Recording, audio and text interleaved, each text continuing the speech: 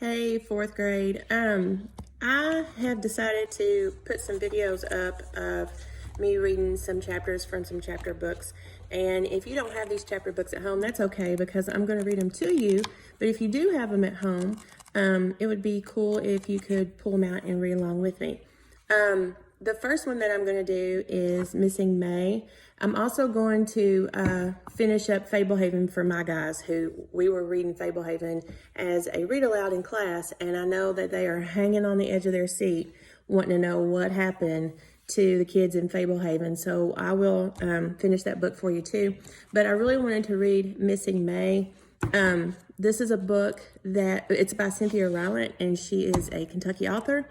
And it has won a Newbery Medal for its excellence in literature. So I want to read a few chapters of that, and then tomorrow I'll post a couple more chapters up. So this book is about Aunt May, who has passed away, and Uncle Obe, who is left behind without her, and some kids who really cared about Aunt May, and they still care about Uncle Obe, and how they remember Aunt May and how they go on without her. So, okay, chapter 1. When May died, Obe came back to the trailer, got out of his good suit and into his regular clothes, then went and sat in the Chevy for the rest of the night. That old car had been parked out by the doghouse for as long as I could remember, and the weeds had grown up all around it, so you didn't even notice it unless you looked. And for years, I couldn't understand why Obe didn't just get rid of the awful thing. Until I saw him sitting in it after the funeral. Then I knew that even though nobody in the world figured that old car had any good purpose, Obe knew there was some real reason to let it sit. And when May died, he figured out what it was. I never saw two people love each other so much. Sometimes the tears would just come over me looking at the two of them, even 6 years back when I first got here and was too young to be thinking about love. But I guess I must have had a deep part of me thinking about it, hoping to see it all along, because the first time I saw Obe help May braid her long yellow hair sitting in the kitchen one night, it was all I could do not to go to the woods and cry forever from happiness. I know I must have been loved like that, even if I can't remember it. I must have otherwise. How could I even recognize love when I saw it that night between Obe and May? Before she died, I know my mother must have loved to comb my shiny hair and rub that Johnson's baby lotion up and down my arms and wrap me up and hold me all night long. She must have known she wasn't going to live, and she must have held me longer than any other mother might.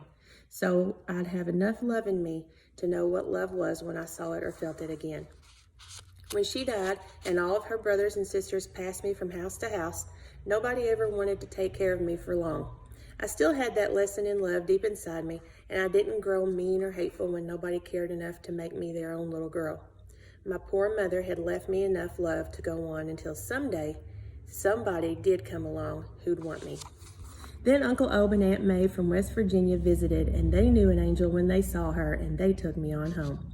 Home was, still is, a rusty old trailer stuck in the face of a mountain in deep water in the heart of Fayette County. It looked to me the first time like a toy that God had been playing with and accidentally dropped out of heaven. Down and down and down it came and landed, thunk, on this mountain, sort of cockeyed and shaky, and grateful to be in one piece.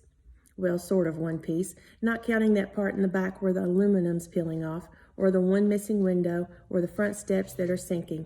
That first night in it with Obe and May was as close to paradise as I may ever come in my life. Paradise because these two old people who never dreamed they'd be bringing a little girl back from their visit with relatives in Ohio started from the minute we pulled up in Obe's old Valiant to turn their rusty falling down place into a house just meant for a child. May started talking about where they'd hang the swing as soon as she hoisted herself out of the front seat. May was a big woman, and Obe was designing a treehouse in his head before he even got the car shut off. I was still so sick to my stomach from traveling all those curvy West Virginia roads that all I could do was swallow and nod, try to smile without puking. But when we got inside the trailer, it became plain to me at once that they didn't need to do any great changing to make a little girl happy. First thing I saw when May switched on the light were those shelves and shelves, seemed every wall was covered with them, of whirligigs.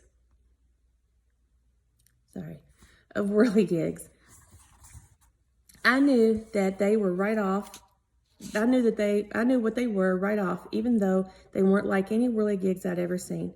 Back in Ohio, people had them hooked to their fences or stuck out in their gardens to scare off the birds, and they'd be mostly the same everywhere, a roadrunner whose legs spun in the wind, or maybe a chicken or a duck. Cartoon characters were popular. Garfield was in a lot of gardens with his arms whirling like crazy in the breeze. I'd seen plenty of whirligigs, but never any like Obe's. Obe was an artist. I could tell that the minute I saw them, though artist isn't the word I could have used back then, so young. None of Obe's whirligigs were farm animals or cartoon characters. They were mysteries. That's what Obe told me, and I knew just what he was talking about. One whirligig was meant to be a thunderstorm, and it was so like one, black and gray, beautiful and frightening. Another was Obe's idea of heaven, and I thought his angels just might come off that thing and fly around the house trailer any minute. So golden and light were they. There was a fire and love and dreams and death, even one called May, which had more little spinning parts than any of the rest of the whirligigs he had made, and these parts, all white, her spirit, he said. They were grounded to a branch from an oak tree, and this, he said, was her power. I stood there before those shelves watching these wonders begin to spin as May turned on the fan overhead, and I felt like a magical little girl, a chosen little girl, like Alice who has fallen into Wonderland. This feeling has yet to leave me, and as if the whirligigs weren't enough, May turned me to the kitchen, where she pulled open all the cabinet doors plus the refrigerator, and she said, "Summer, whatever you like, you can have, and whatever you like that isn't here, Uncle Obe will go down to Elliot's grocery and get it for you. We want you to eat, honey." Back in Ohio, where I'd been treated like a homework assignment somebody was always having to do, eating was never a joy of any kind. Every house I'd ever lived in was so particular about its food, and especially when the food involved me.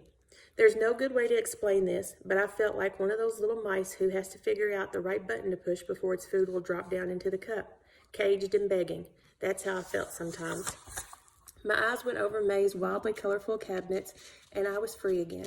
I saw Oreos and Ruffles and big bags of Snickers, those little cardboard boxes of juice that I had always just once wanted to try. I saw fat bags of marshmallows and cans of SpaghettiOs and a little plastic bear full of honey. There were real glass bottles of Coke, looking cold as ice in the refrigerator, and a great big half of a watermelon taking up space, and best of all, a carton of real chocolate milk that said Hershey's. Whirligigs of fire and dreams, glistening Coke bottles, and chocolate milk cartons to greet me. I was 6 years old, and I'd come home. All right, we'll do chapter 2 tomorrow.